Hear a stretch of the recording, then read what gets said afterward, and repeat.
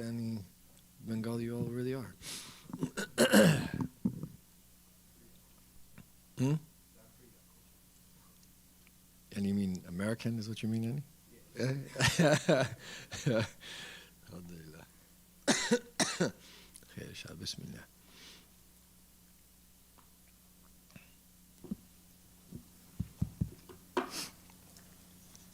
بسم الله الرحمن الرحيم الحمد لله رب العالمين اللهم صل وسلم اللهم صل على محمد وعلى آل Muhammad. A reading from Imam Al-Ghazali's Beginning of Guidance, Part 2, page 90, on refraining from acts of disobedience. Know that this religion is made up of two parts. One of them is refraining from acts of disobedience, and the other is performing acts of obedience. This part is more important and more serious. Everyone has the capacity to carry out acts of obedience, but only the truly sincere can abandon their appetites and desires. Thus did the Messenger of Allah sallallahu alaihi wasallam say, "The true emigrant is the one who abandons evil, and the true warrior is the one who fights his passions." Okay, so let's just stop there. That's a small paragraph, but packed with meaning. La ilaha illallah. Inshallah, just as its du'as are accepted when it rains, that snow is a type of rain, just a little bit more frozen. Thank you. So inshallah, our prayers are accepted. May Allah tarbassat bi fi elect of those who obey Him in all of our different estates and who avoid that all manifestations of disobedience inwardly and outwardly. Ya Arhamar Rahmeen, to select us and to raise us to the highest of degrees. Ya Adil Jalali wal Karam wa Ya Adil Tawli wal In'am. So the last paragraph from the first part stated the following. This much explanation of the outward aspects of obedience should suffice with you in regards to the beginning of guidance. And he says if you need to learn more about zakat and hajj and umrah, then you can find it in the Ihya Ulumuddin. But what suffices here for the vast majority of people is that that's enough. Okay?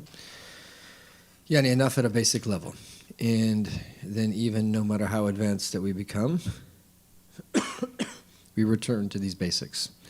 Because ultimately, those who reach the highest degrees of closeness to Allah, the highest degrees of taqwa, the highest degrees of spiritual ascension, you'll find that they're the ones that perform the basics the best. So we should never look at this like, oh, this is just the basics. We always come back to the basics. We always come back to the basics. We always come back to the basics. And what you find is, you remember how we talked about Sharia, Tariqah, and Haqiqah? We've spoken about that before. Sharia is the sacred law. Actively striving to put the sacred law into practice, that's what you call Tariqah, yani taking the path to Allah. And then the Haqiqah is what Allah gives you when you do that. Okay, there's all different types of very convenient tripartite breakdowns like this.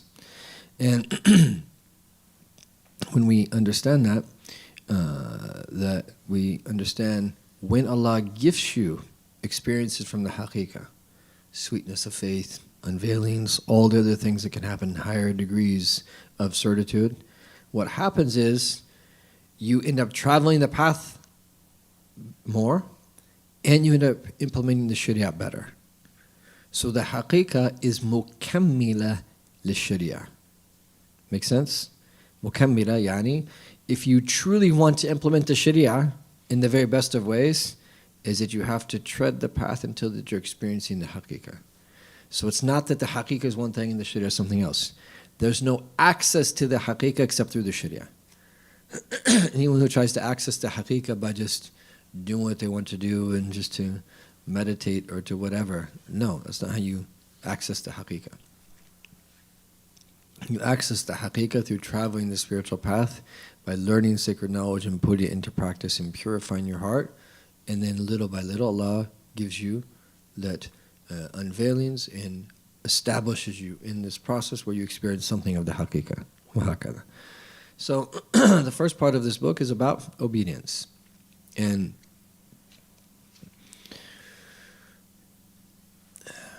how should I say it? That in traditional settings, they tend to be much more explicit about the importance of obedience and the importance of disobedience. And sometimes it was even interesting, I guess you could say, in the traditional Muslim world, the societies seem to be a little bit more polarized. And what I mean by that is, in a place like the United States of America, you see a whole spectrum of people. People that are not practicing at all, people that are really practicing, people that are somewhere in between. It seemed to be the case in many ways in the Muslim world. It was much more polarized. People were either practicing or they weren't practicing. There didn't seem to be as many in-betweens. Allahu A'lam. This is just my observation. And I think part of it is because the clarity that they traditionally had on what it is that they needed to do. Okay, with the lack of clarity, is that there seems to be that there's going to be a lot more nuance. Now, what we have to do is, in terms of how we are approaching people, and sometimes if we just focus on obedience, disobedience, even though this is the essence of our deen, this is the basic what we're learning, he's saying this is part one, this is part two. There's a way you present it. And I've always found that the most helpful way to present it, in our context, to prevent yourself from having people say, whether they're Muslim or whether they're thinking about becoming Muslim, that Islam's too difficult and there's just a lot of rules. Now, someone who has grown up doing whatever they want, whenever they want, might seem like that. It might seem like that at first. There's actually not as many rules as people think. But how can we change people's perspectives such that they actually welcome the rules? Now, some people, like I remember before I became Muslim, I was looking for guidance. So when I was first given a book about the halal and the haram, I loved it because that's what I was looking for. I wanted to know what can I do and what can't I do. I was looking for that, so I welcome that. But if we go back to that hadith that Imam Al-Maqasid again he mentions, is that the hadith of that my servant will draw near to me with nothing greater than that which I've made an obligation upon him. And that obligation upon him means the things that we have to do and the things that we have to avoid.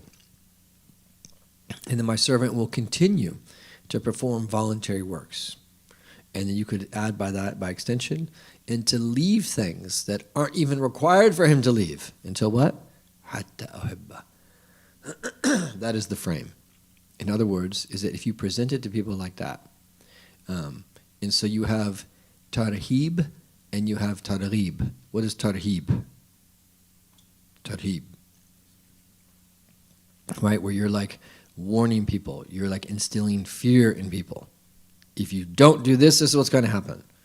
And that works with some people. And that works with some people sometimes and other people at other times. But then you have what is called targhib, which is like encouragement, and where you instill hope in them. And then you have something beyond that, which is tashweeq and tahbib, where you make them long for it and love it. And I would say that for a good percentage of people in our time, whereas in a traditional society, the traditional way of targhib and tarhib tended to work a little bit more, in our time it works less as a general rule. There's times where you need it. There's times where you got to really warn someone, come down hard on someone, depending upon the person, depending upon the circumstance. But in general, this is a time of tahbib and tashweeq. In other words, is that you make things beloved to people. And once that you have children, try to raise them in society, you will understand what I mean by that. Right? Once that you interact and serve a community, you will understand what I mean by that. Is that we have to make this deen beloved to people. There's so many things that are taking them away from deen. And so many things that are challenging them in terms of their understanding of deen. We have to make the religion beloved to people. And it's nothing but beloved to begin with. But we have to go out of our way in our time for the vast majority of people to encourage them. And partially because it's such a difficult time. And so many people are just hanging on by a thread. You'd be surprised. Hanging on by a thread. And this requires a lot of patience. This is what we hope to be doing as good a job as we can here. We fall short. And there's ways that we could help more people through the work that we're doing here. But we have to be patient with people. Because if people can't come here, where are they going to go? Where are they going to go? If they can't come to a mosque, if they can't come to a Islamic Center, if they can't come to where are they going to go? They're going to go everywhere that they shouldn't go. There's 1,001 places that they can go. We don't want them to go. But if we can't create spaces where people are welcomed and they want to come, then where on earth are they going to go? It's a problem. Anyhow, so we have to learn how to, and so when you present obedience and disobedience from this perspective, the whole point of learning what we're not supposed to do, the whole point of learning about acts of disobedience to avoid them is so that you can become beloved to Allah. Allah, what a difference. When you, from the time that someone's young, you teach a young child, such that if they're asked by age 7, that, what do you want to be when you're older? I want to be an arif billah. Right? That's the right answer. That's a faulty question. I think we've spoken about that before. I always forget what we speak about when. But according to Dr. Leonard Sachs, that's not the right question. You don't want to tie someone's identity, quote unquote, to something worldly. Right? No.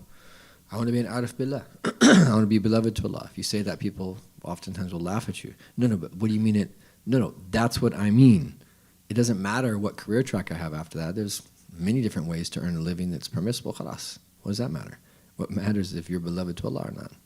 So then you instill that from the time that a child's young, that their purpose in life is to know Allah, to have a relationship with Allah, to love Allah, to become beloved to Allah. Oh, right? How beautiful is that? And they grow up around gatherings where the love of the Prophet is inculcated in their hearts. Where it's not just some dry connection where it's if he came, conveyed the message, and that's it. We just have a connection to Islam, not the Prophet. That's as if that many people are saying this, and their present couldn't be further from the truth. Not during the time of the Sahaba, not during the time of the Tabi'in or the Tabi'in or anyone after them. Even to the extent that great scholars, the extent like Imam Malik, he didn't accept hadith from someone because he saw him narrating a hadith that while he was walking and not sitting in a proper form of learning and teaching, right? And then he ended up taking hadith from someone who, that when he saw every time the Prophet was mentioned, he was so impacted. Every time the Prophet was mentioned. I mean, that's in the generation of the Tabi'in. This is the case. Imam Malik himself would not wear shoes or ride any riding beast within the city limits. Any time that he wanted to use the bathroom, he would go outside the Medina city limits, out of adab with the blessed city of Medina. SubhanAllah. This is why they were so great. Anyhow, my point is the time of tahbib and tashweek. We got to encourage people and to make this deen beloved to them. So when we talk about, yes, our deen this is about obedience and disobedience. This is the essence of the deen. It's very simple. We obey what we're supposed to do, and we avoid anything that we're not supposed to do. Simple as that. But how do we do that? Right? And the greatest of all the motivating factors is love. Fear has its place. So fear is a good thing when it's properly used and when it arises in the right way within a human being. Hope is also a good thing. But the strongest of all motivations is love and longing. Okay. So then he says, note that this religion is made up of 2 parts. One of them is refraining from disobedience. The other is the performance of acts of obedience. The first part is more important and more serious. Everyone has the capacity to carry out the acts of obedience, but only the truly sincere can abandon their appetites and desires. This is why it's been said, أفضل العبادة ترك المعاصي. أفضل العبادة, the best of worship, is to avoid sins. It's the very best way we can worship Allah, is to avoid sin. There's nothing better. And it's easier, he's saying, for the vast majority of people to do what it is that we're supposed to do than to refrain from doing what we're not supposed to do. Because the act of doing something, some people struggle with that too. But in general, it's easier for most people to do things as opposed to avoid things. And from here you can understand why there are religious people who are praying. who are fasting, who might even be giving charity, who generally are good people, but they might have bad character, or they might fall short in something, or they might do things wrong. And we need to be careful there, because ultimately what we want is balance. The outward and the inward, we want to be fully balanced. The letter of the law and the spirit of Allah, we want to be balanced. Right? So we can never neglect the outward dimension, nor can we ever neglect the inward dimension. And sometimes there's someone who is not as conformant outwardly that's in a better state than someone who is more conformant outwardly than they are inwardly. It could happen. But we don't use that. Sometimes people speak of that like, oh, all that matters is your heart. Yes, the heart is the source, but that's not true. The outward has its place, and the inward has its place. And what we want ultimately is balance. And now, how is Allah going to judge someone if they have a little bit more outward than inward, a little bit more inward than outward? That's not up to us. That's up to Allah Ta'ala. What we want, though, is to encourage people to practice outwardly, and also to encourage people to practice inwardly. Encourage people to do what we're supposed to do outwardly, and to worship Allah accordingly, but then also avoid what Allah Ta'ala has prohibited. And so that he mentions the hadith of our Prophet Sallallahu Alaihi Wasallam, and this is a hadith, it's actually a hadith in Bukhari. One narration says, Al-Muslimu man salim al-Muslimuna min lisanihi wa yadih. The Muslim is the one other Muslims are safe from his tongue and his hand. So the Muslim is the one who other Muslims are safe. So you see the same as the same root word, al-Muslim man salam. So the word Muslim comes from salima. So the real Muslim is the one who other Muslims are safe from that person's tongue and from their hand. And then the Prophet said, وَالْمُحَاجِرُ. The muhajir is what? The immigrant, the one that is migrating from one place to another. The muhajir man hajara ma nahallahu anhu. The true migrant is the one who that migrates away from what Allah has prohibited. So this shows you that there's a hijrah outwardly, which is the hijrah that the Prophet made with his companions, sallallahu alaihi wasallam, from Mecca al-Mukarramah to Medina al-Munawwarah, the blessed hijrah. So we have the muhajirin and the ansar. And then even the difference in now Revelation, so a chapter that is, a verse that is Mecki, as opposed to a verse that is Medini. All depends upon the hijrah. Right? And so, that the true muhajir is the one that man hajara ma nahallahu anhu. What Allah has prohibited, that they migrate away from. And so you can see here all these words we have that indicate the spiritual path. Again, the word suluk, the word tariq, right? Sabil, all these different words indicate a path. Even the word hidayah indicates a type of path, as well as the muhajir. The muhajir is the one literally who's migrating from one place to another. And you're migrating away, again, in the heart. It's a spiritual travel. So now he's going to speak about the sins that one can commit, nasallallahu salam and afiyah, with the limbs. Tfaddal. Know that you disobey Allah Most High with your limbs, while they are a bounty from Allah and a trust to you. So using your bounties of Allah Most High to disobey Him is the ultimate ingratitude. Ya Allah. And you're betraying the trust that He has placed with you in His ultimate tyranny. Indeed, the parts of your body are your subjects, so pay attention to how you govern them. Each of you is a shepherd, and each of you is answerable for his flock. Know that your limbs will testify against you in the plains of judgment with clear, eloquent speech, as Allah will expose your faults in front of an assembly of creation. Allah Most High says, on that day, when their tongues, their hands, and their feet will testify against them as to what they used to do. And Allah Most High says, on this day, we will seal their mouths, and their hands will speak to us, and their feet will testify as to what they have earned. So guard your entire body, especially 7 parts of it. For verily, hell has 7 gates, through each of which a particular group is destined to enter.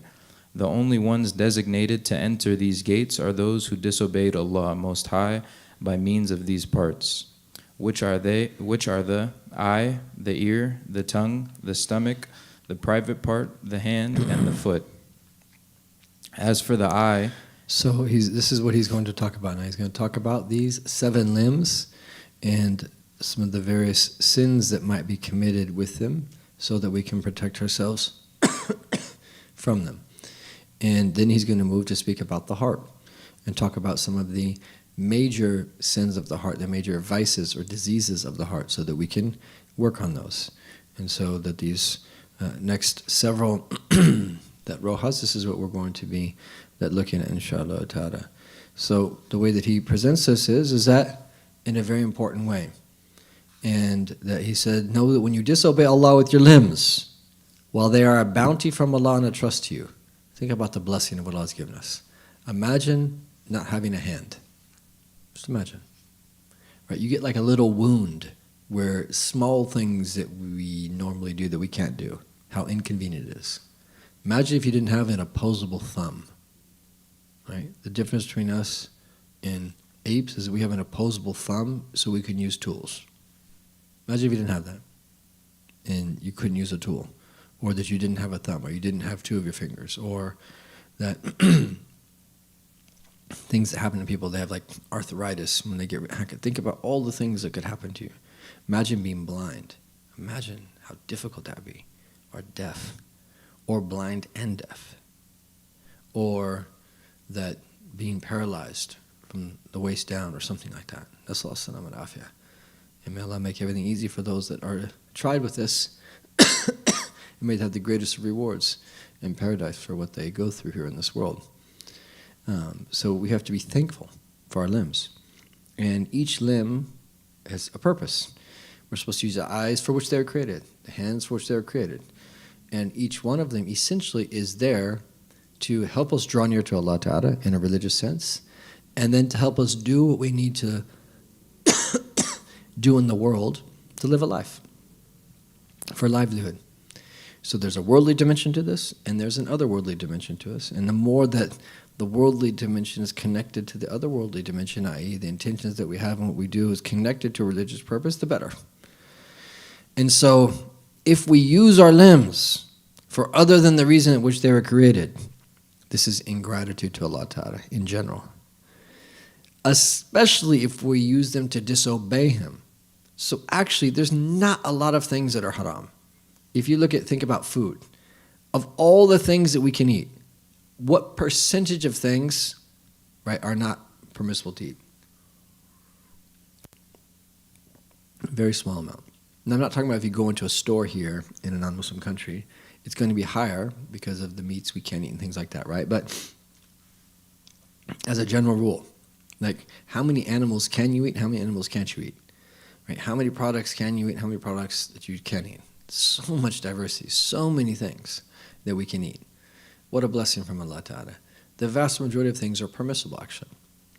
And so Allah Ta'ala has tested us with a few things. Okay, don't eat this.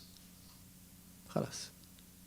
You have to refrain. So of all the things that we can do, to do the very few things, whether it's food or something else, that are not permissible, this is the ultimate ingratitude to Allah.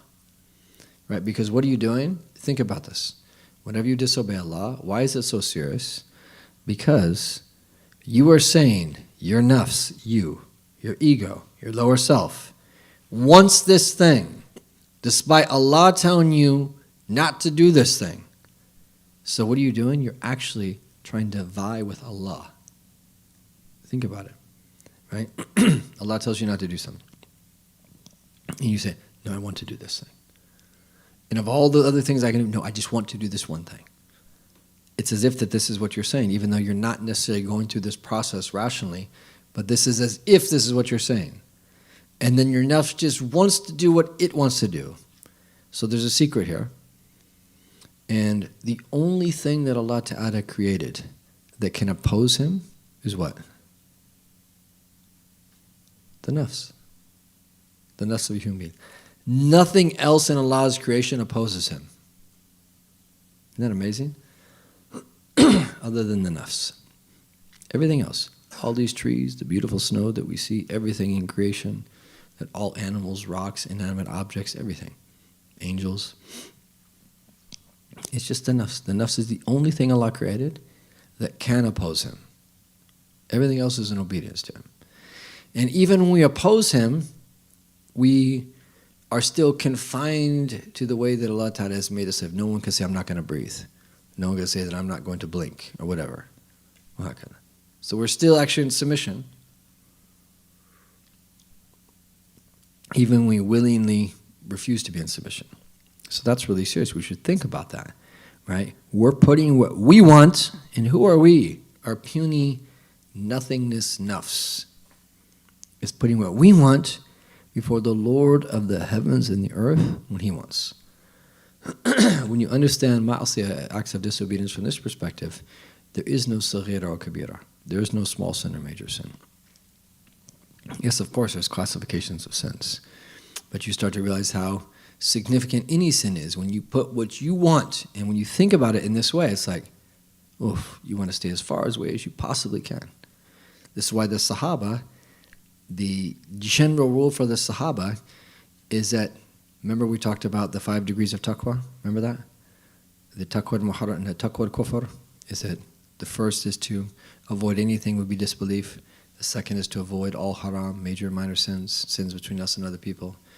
And then the third stage is avoiding all shubuhat, doubtful matters, and anything that is disliked. The fourth stage is taqwa al-mubahat, limiting what we take from what is permissible, or at least doing it with the right intention. And the fifth degree is where you try to always be in a state of remembrance of Allah Ta'ala. Taqwa al-khatir masi wal al-qalb. So the maqam of the Sahaba in general was the fourth stage, where they tried to limit what they did from what is permissible.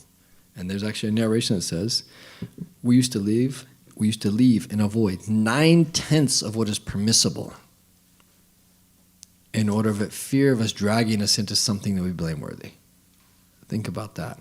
How far are they from doing something that is makruh, disliked? How far are they from doing something that is haram? How far are they from doing disbelief, falling into disbelief? That's the Sahaba. And then we have to honor that and then do what it is that you and I can. So, is that Allah Ta'ala has entrusted us. We're all shepherds. And part of the meaning of being a shepherd is not just taking care of the people that we're responsible for, is it also taking care of our own selves. So that the blessed book of Habib Umar that Ustad Amjad translated, that Mamlakat al-Qalb wal-A'da, the heart's kingdom. Right? We have a kingdom, and the very first thing that we need to take care of is our own hearts and our own limbs, starting there. And then if we're in a position where we have to take care of other people as well. But that is the first responsibility, is taking care of our own selves, and we will be answerable for this. But then the scary thing is, know that all your limbs will testify against you on the plains of judgment with clear, eloquent speech. As Allah will, or He might, if He doesn't forgive you, expose your faults in front of an assembly of creation. So every single one of us will be on the plane of judgment. And every single one of us will be waiting to hear our name called. لِيَقُمْ فُلَانِ ibn fulan.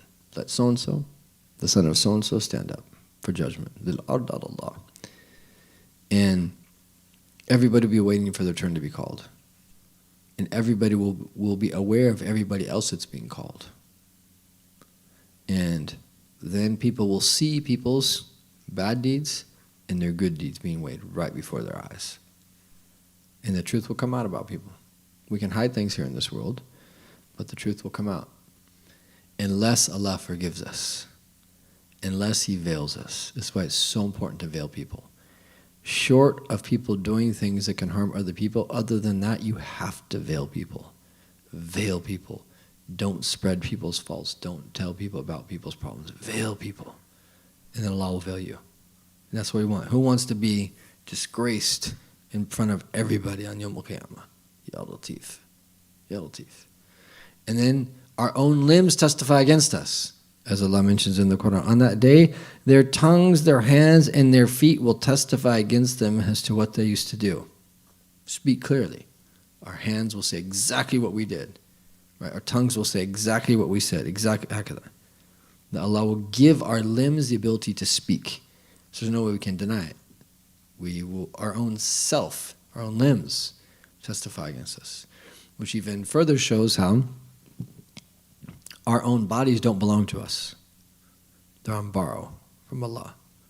So you have to take care of it. It's an amana. Your own body doesn't belong to you. Yes, it's you, but it doesn't belong to you.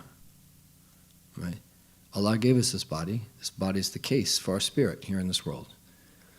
And what we should really be focused on is that part of ourselves that's going to separate from this physical body.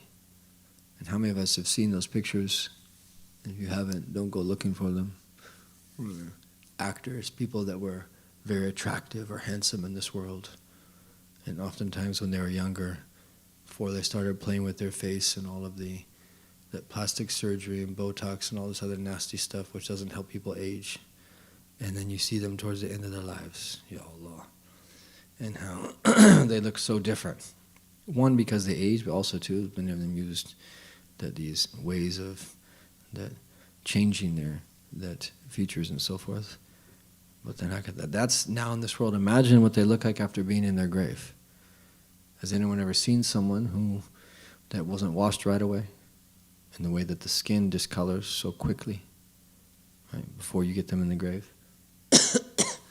The body that decomposes very quickly, especially if it's warm out, very quickly. And so we have to bury people as a general rule very quickly. Let alone after they've been in the grave for 2 weeks, 3 weeks, 4 weeks. What do people look like? Ya Allah. All that focus, the multi-billion-dollar cosmetic industry and how much we're worried about our looks and this type of thing, where we realize, oh my God, what I really should be worried about is here, how my heart looks before Allah Ta'ala, because that's the place of His gaze. Allah doesn't take us to account for how we physically look unless we disobey Allah with what He's given us. Muhakada. So our own limbs will testify against us. So guard your entire body, especially 7 parts of. This is where they speak about the 7 limbs. What are they? The eye, the ear, the tongue, the stomach, the private part, the hand, and the foot. These are the 7 limbs, and he's going to go through each one of these, inshallah ta'ala. We'll just take a little bit more, and then open up for a little bit of Q&A. Tafadhal. As for the eye, it was created for you only, so that you might be guided by it in the darkness, that you might be helped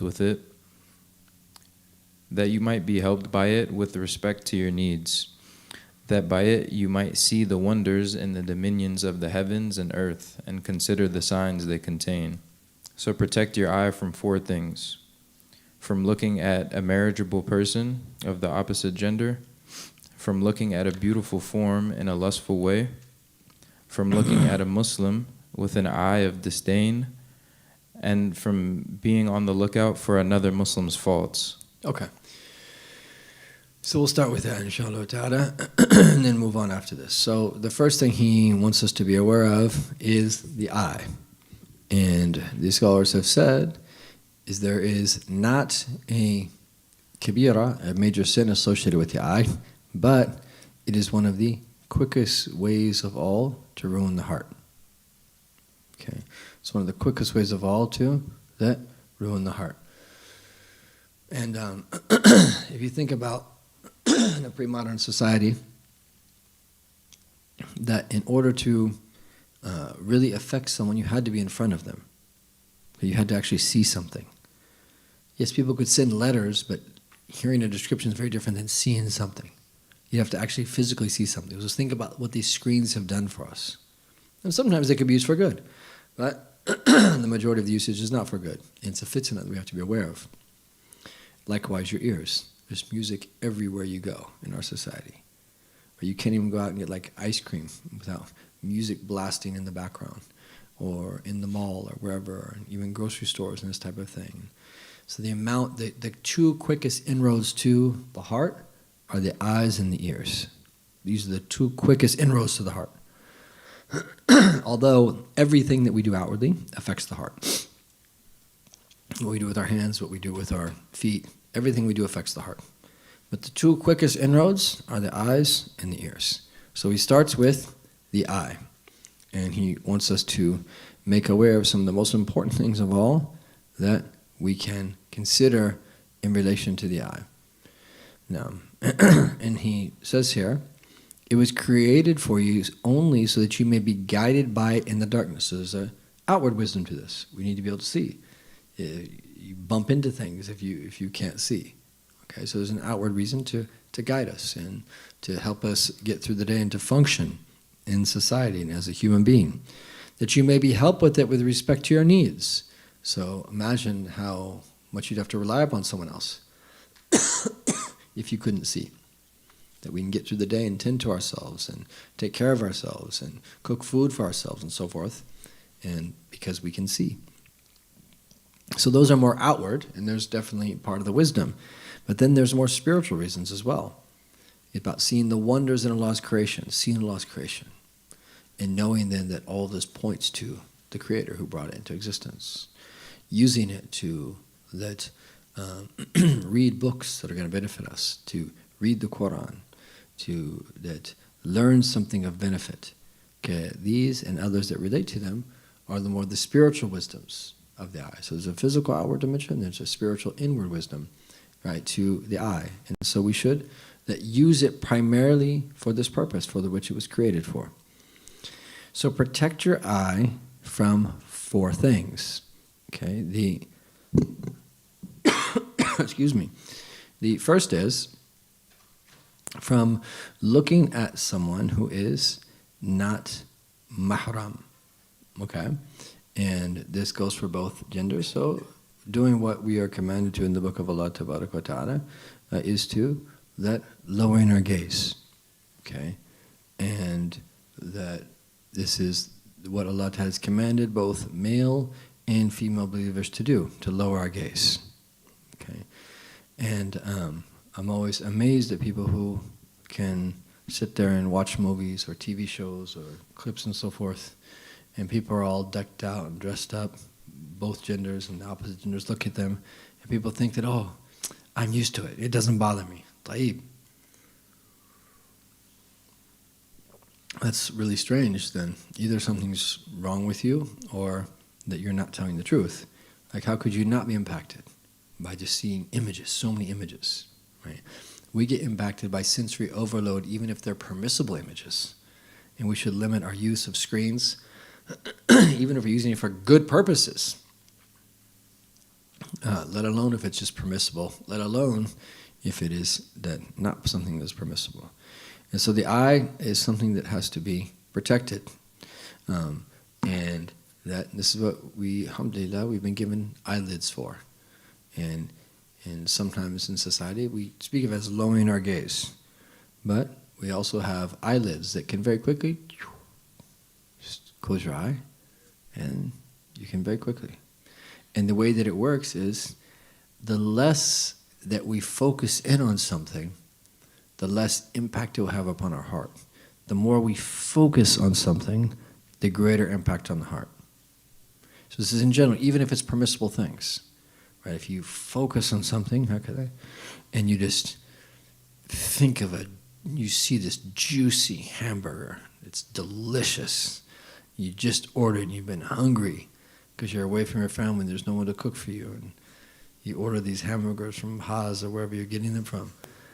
And you're just looking, and most people don't do this, I'm just for an example. And you just look at the hamburger and just, this is delicious. You take a picture of it, you admire it, or you get it already, put however you like your hamburger, cheeseburger, or whatever you like, and put the ketchup on it or the special sauce. You will almost definitely be thinking about that hamburger later, right? If you just kind of whatever, okay, this is a delicious hamburger, eat it, you might think about it, but it's not going to be the same. Okay, this is the way it works.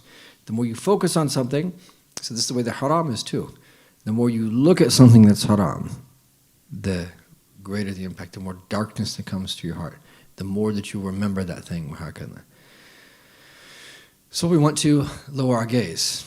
And definitely in our society, people think that this is strange, lowering your gaze. It's almost awkward to people, why isn't he looking at me? And sometimes the opposite gender will think that it's a sign of disrespect and so forth. Right? And it's, no, we have principles, right? And there's things that we do. And هكذا. And there might be time for certain da'wah purposes within certain degrees that we try to keep things somewhat normal in terms of our interactions. But the whole point here is that you have to just watch yourself when it comes to this and to do the right thing. And closely related to this is from looking at a beautiful form in a lustful way. Yani another bishahwa. Okay? And this is something we have to be careful of. And the fuqaha go as far to say, and people would laugh at this. Some people, would laugh at this, like, why did they say that? The Shafi'i fuqaha say that it's haram to look at that wall with desire. Now you might say, like, what person would look at a wall with desire? Right? And I forget where I read this, if it was in Time or where, but like, I read about this person that fell in love with the Eiffel Tower. Like, loved the Eiffel Tower the way that a man loves a woman loves a man. Like that way, right? There was a man who loved his car. Now I'm talking about loving his car. I can't even mention in a setting what these people would do with their car. It's inappropriate to even mention. But they'd fall into haram because of their love of an inanimate object, right? Even that's haram, right? And that is way beyond the fitrah that you might be like, how could that be possible? This is the society in which we live. We also live in a society where people give their inheritance to their dogs and things like this. Like things are rare, but these things happen. As I say, al-junun funun. But the point here is that we should not look at anything in a lustful fashion. Guard your eyes, guard your hearts. And then from looking at a Muslim with an eye of disdain, that is, looking down upon them with ihtikar, like, right, this person looking down upon them because of how they look or how unattractive or unhandsome they are because of a defect that they have, or that they're not as smart as you, or that there's just something about what, the clothes that they wear, or something like this. Looking down upon people's haram. And so we shouldn't be using the eye for this. You should never look down upon someone because of the color of their skin, or the nature of their work, or how relatively wealthy or that not so wealthy they are. These things, it's not how Muslim is, period. And people could be tried with it, but we learn about this so that we remove it from our lives. Because this is what destroys society. This is what destroys relationships. Okay.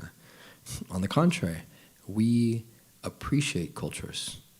It's so amazing. One of the things we talk about all the time to teachers, it's so exciting to see the diversity that's in this room right here. Just right now, just in this one small room with about 30 people only. Like, look at the diversity here. It's amazing. It's so incredibly beautiful. How could we not appreciate all these, how we should love Muslims from wherever they come from, and from all the different backgrounds and all the beautiful languages and the beautiful aspects of the cultures that they come from. And even people that come from countries that are predominantly non-Muslim, there's still beautiful aspects to those cultures. And there's beautiful aspects about American culture, even though we're making jokes about being American. And this is how we should be. We avoid the things that, the negative aspects of culture, but then we appreciate the diversity. And it's really amazing. It's something that we should enjoy and see it as a sign of Allah, all the beautiful manifestations of culture and all the beautiful languages. And just think about what so many people bring and how we have a deen that allows all of that to manifest in a religious way, to bring out Islam prunes culture. It doesn't eliminate culture. You can't eliminate culture from human beings. It prunes it. And then it gives us a religious context to then bloom. And when you prune things, it allows it to grow more fully. And that there's so many different types of fruit trees, you have to prune them to get them to grow the right way for the next year. And this is what our deen does to culture, and then brings out in the process the very best of culture. And then from being on the lookout for another Muslim's faults. So some people, it's just like they're just waiting for people to slip. They're just waiting to get something on someone. Oh, see, I knew that person. Oh, see, right? This is not how we're supposed to be. That we are supposed to, on the contrary, veil people's faults. And let's just say that you're in your dorm, you walk into the room, and your roommate's doing something haram. You are obliged 100% to veil that person, period. You're obliged to veil them. And you should try to help them and see if there's anything that you can do, and that type of thing. Talk to them, but you have to veil them. You have to have mercy upon them. And if someone looks down upon someone else and condemns them and disdains them, now, you can't like haram. Haram is haram. We don't ever like haram. But there's a difference between hating the haram that someone's doing and between that looking down upon someone and thinking that we're better than them, things like you got to be very careful. If you see someone doing wrong, you hate the wrong. You have to. The action they're doing, you have to hate it. But internally, you have to be very careful. Because if you show disdain for that person, right, or mistreat them in a way that is, where you're not protecting your heart, it is a very fine line. Because you might hear certain things and think that they mean that something other than they really are. Right? We don't open up the door for people to disobey, nor do we assist people in their disobedience. But when we see someone falling short, we have to hate the wrong, while at the same time that being very careful. Because if we that condemn them, it very well might be is that we end up falling into what they did, and maybe even worse. So you have to, in your heart, that ask Allah Ta'ala that He doesn't try you with that, and that you never be in a position like that, while you put everything in the proper place outward in terms of disliking the evil and then helping your brother or sister get out of what it is that they're doing. We'll suffice ourselves with that for now, bi'idhnillahi ta'ala, and then continue our study of this, inshallah ta'ala. Are there any questions about anything that we took? Sisters, any questions on your side? Brothers? Mm-hmm.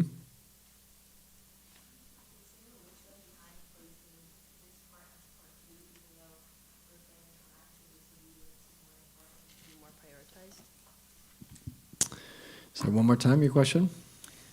So my question was, is there a wisdom behind placing this part as part 2, even though refraining from acts of disobedience is more important and should be more prioritized than part 1? Yeah, I think it's because it relates to what he's saying, is that everybody has the capacity. So the first thing that you talk about is, okay, what is it we should be doing, right? And that because the acts of disobedience are things that you're avoiding, is that it seems that the natural progression of this would be, you talk about the things that you're doing, and then you get after that to talk about the things that you should avoid, because the fact of actually doing something in that sense, according to the logical arrangement, would take precedence before the things that you avoid. But is that depending upon how you're presenting this in different contexts, you could present at times things that you need to avoid before the things that you then that have to do. And in general, they say at-takhalli qabla at-tahalli. The general rule is you have to rid yourself of faults before you adorn yourself with virtues. However, it's a little bit nuanced, because at-tahalli yu'addi at-takhalli. But it's nuanced because if you adorn yourself with virtue, it also helps you avoid that the vices then, right? So this is where you have to be wise as someone who's a calling to Allah subhanahu wa ta'ala. And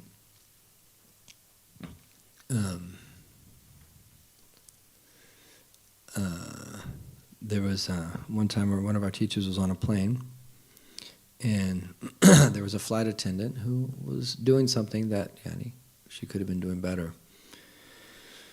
And our teacher spoke to her very gently, kind of encouraging her to adopt a certain virtue. And there was a sheikh sitting next to our teacher that said to him, "At-takhalli qabla at-tahalli." You should have told her to stop doing that thing before you tell her to do that thing.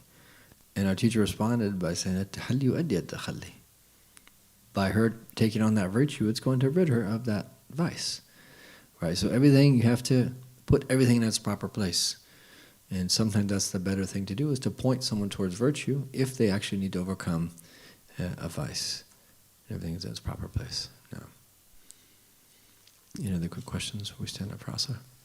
Yes, I was just kind of wondering what does muraqabah fit in this, the process of kind of like weaning yourself off of Beautiful. some of these vices. So muraqabah is this overarching reality that we hope that's in us, that helps us in the entire process, right? So keep in mind, muraqabah is the first station of ihsan, is the first level of ihsan.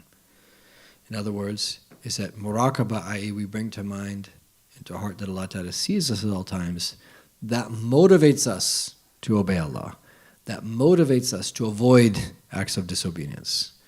Okay, so muraqabah is, our teacher was asked one time about, tell me something that I could do that if I do it, it will lead to all good. He said, be in a state of muraqabah. And what a beautiful answer. Because if you focus on muraqabah, just being present in the moment, and that Allah sees you, you will naturally do the very best thing that you can do in the moment. Right? The problem is we fall in a state of heedlessness. So muraqabah relates to the entire religious life from beginning to end. And that's what motivates us ultimately as we cultivate this relationship with Allah Ta'ala to that do better and to avoid certain things and to add certain things. Khair, inshallah. I think we'll stop for time. We ask Allah subhanahu wa ta'ala to give us tawfiq in all of our affairs and bless us. Ya Arhamar Rahimeen. Forgive us all of our sins. Bless us be from the elect of the people of ibadah and ta'ah. Bless us be from the elect of those who avoid what is impermissible and what is displeasing to Him subhanahu wa ta'ala. May Allah accept us as we are and change all of our past sins into good deeds and give us tawfiq. Ya Arhamar Rahimeen. Wa rakulni as-salihah ja'a min shabri khairat ad-dunya al-akhirah bi sirri surah al-Fatiha.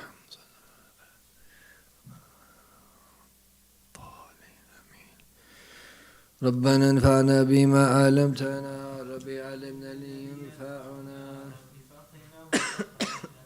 وقرابة لنا في ديننا ما أهل الكثر أنثى وذكر ربي وفقنا ووفقهم لما ترتدي قولا وفعلا كرما وارزق كل حلال دائما وأخل أسقياء علما نحظى بالخير ونكفى كل شر ربنا واصلح لنا كل الشؤون وقر بالرضا منك العيون واقضي عنا ربنا كل الديون قبل أن تأتينا لسر المنون واغفر السر أنت أكرم من ستر وصلاة الله تغشى المصطفى من إلى الحق داعنا والوفاء بكتاب فيه للناس شفاء وعلى الآل كرام الشرفاء وعلى أصحابه المصابه الغرار اللهم اهدنا بهداك وجعلنا ممن يسارع في رضاك ولا تولينا وليا سواك ولا تجعلنا ممن خالف أمرك وعصاك وحسبنا الله ونعم الوكيل ولا حول ولا قوة إلا بالله العلي العظيم وصلى الله على سيدنا محمد وعلى آله وصحبه وسلم